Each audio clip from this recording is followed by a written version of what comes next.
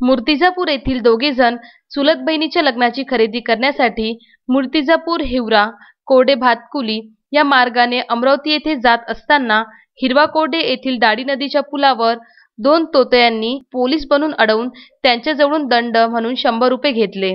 एवढेच नव्हे तर सायंकाळी अमरावतीवरून परत येताना सुद्धा अडवणूक केली।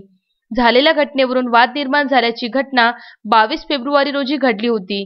मूर्तिजापूर येथील समीर खान आरिफ खान वय वर्ष 34 हे त्याच्या मित्रासोबत चुलत बहिणीच्या लग्नाच्या खरेदीसाठी अमरावती येथे हिवरा कोरडे मार्गावरून 22 फेब्रुवारी रोजी जात असताना दुपारी दाढी नदीच्या पुलावर हिवरा कोरडे येथील श्रीकृष्ण साहेबराव बुरघाटे वय वर्ष 34 तसेच मंगेश उत्तम बुरघाटे वय वर्ष 36 या दोन आरोपींनी दुचाकीस्वार दोघांना अडविले व त्यांच्याकडील दुचाकी चालविण्याचा परवाना मागितला।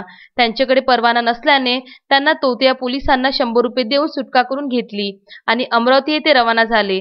परत येताना सायंकाळच्या दरम्यान वरील दोन्ही आरोपींनी दारूच्या नशेत परत दाढी नदीच्या पुलावर अडविले आणि पोलीस असल्याची बतावणी करून दमदाटी करण्याचा प्रयत्न केला।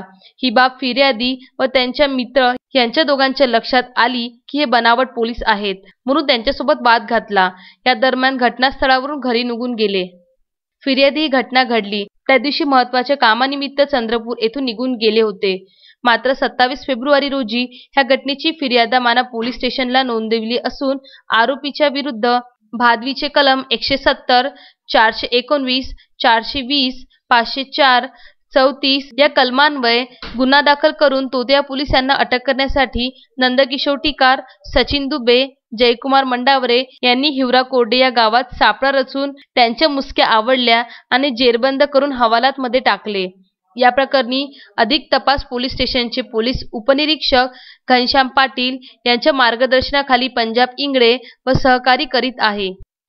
बाळासाहेब गणोरकर, विदर्भ न्यूज, मूर्तिजापूर।